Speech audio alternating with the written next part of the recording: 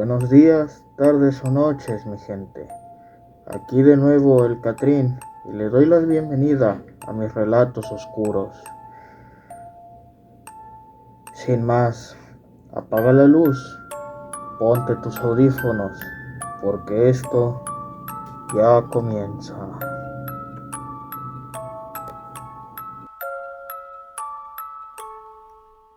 Tuve una infancia abusiva y comencé a rezarle a mis juguetes.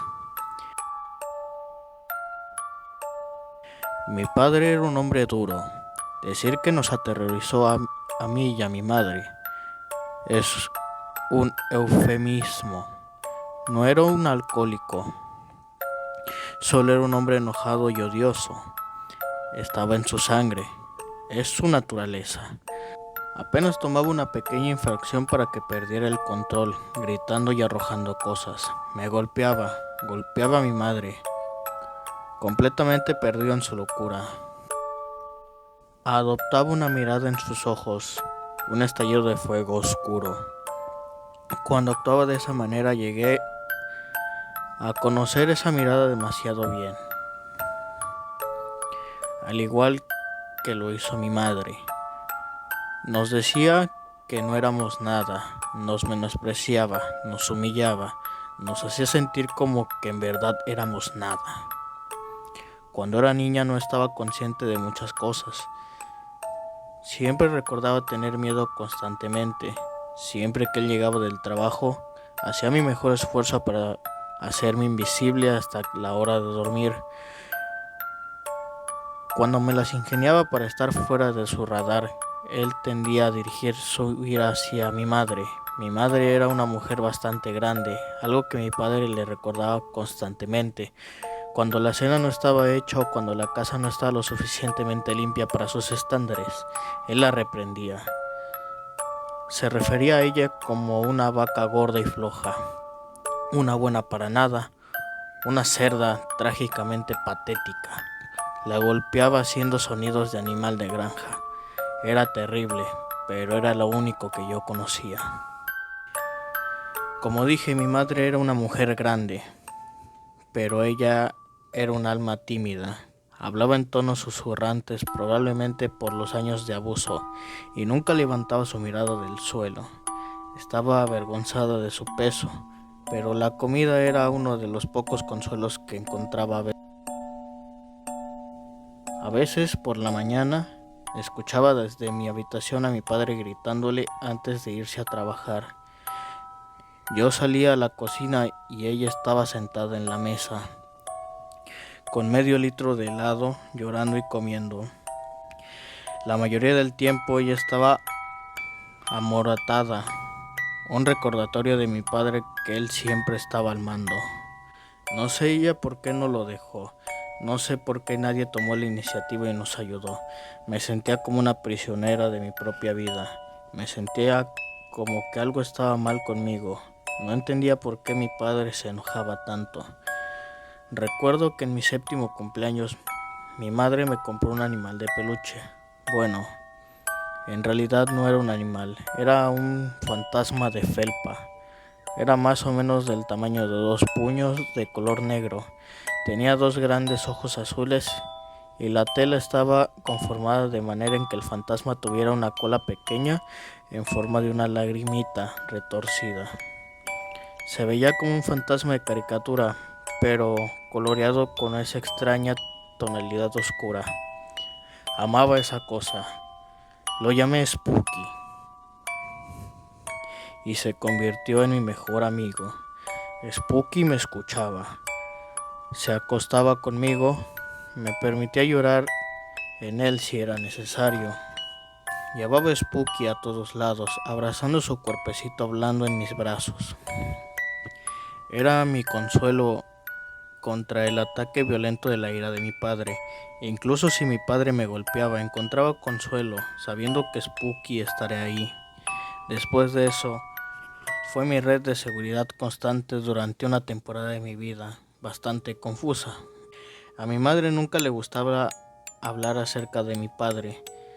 Siempre hacía a un lado el tema si yo lo mencionaba, diciéndome que por favor me comportara de la mejor manera posible, pero Spooky sí me escuchaba. Me ayudaba a encontrarle sentido a la violencia y el enojo. Sus grandes ojos azules me llenaban con amabilidad y compasión, y siempre me ofrecía un abrazo cálido cuando estaba llena de tristeza. Las líneas de la realidad comenzaron a mezclarse en mi mente conforme pasaba más el tiempo. Hablando con Spooky dependía de su presencia constante hasta el grado en que era preocupante. Durante el tiempo en el que mi padre estaba desempleado y su temperamento estaba fuera de control, me quedaba hecho una bola en mi cama, llorando, escuchando a mi madre tratando de calmar a mi padre. Fue ahí cuando comencé a rezarle. Le rogué que me rescatara de la pesadilla que vivía. Le recé que me salvara. Cada noche lo enderezaba sobre mi almohada, con su suave cuerpo oscuro haciendo contraste con las sábanas blancas, y le susurraba mis peticiones desesperadas. Comencé a creer que Spooky estaba vivo. Pensé que podría escucharlo, hablarle algunas veces. Un murmullo gentil justo detrás de mi oído. Cuando le rezaba, pedía sentir su energía irradiando desde él. Hubo veces en las que pude haber jurado que vi sus grandes ojos azules moverse. En mi cabeza imaginaba que él me hablaba y su voz sonaba como un susurro maduro. Esto continuó por meses, 6 para ser exactos. Mis rezos nocturnos, mi ritual. Mis padres nunca supieron acerca de ello, pero sentía que si lo sostenía sería salvada de mi infelicidad. Y algo pasó. Nunca voy a olvidar esa noche. Me desperté por las luces rojas y azules que parpadeaban afuera de mi ventana. Escuché personas en mi casa y una estampida de pasos, voces y alarmas. Mi madre llegó corriendo a mi habitación y me agarró, seguida de los oficiales de policía. Yo estaba desorientado y somnolienta. La explosión de actividad me asustaba. Los oficiales me llevaron de mi cama y a medida que nos íbamos me di cuenta que Spooky se había perdido. Comencé a sollozar, rogándole a los policías que recuperaran mi peluche fantasma. Recuerdo la mirada que pasó por sus ojos, una mirada sombría y temerosa. Fuimos dirigidas afuera, en donde mi madre fue interrogada. Su voz era un revoltijo, roncó de nervios. Estaba llorando y noté que estaba asustada. No escuché qué era lo que los oficiales le estaban preguntando, pues me había hipnotizado con la ambulancia que se aproximó hasta detenerse enfrente de mi casa. Nadie quería hablar conmigo. Era una mezcla de cuerpos y personas correteando. Un flujo constante de paramédicos y oficiales se vertía en mi casa. Estaba perdida en la confusión y las preguntas burbujeaban en mi mente. No fue años después que descubrí lo que pasó. Mi padre murió. Mi padre se había sofocado.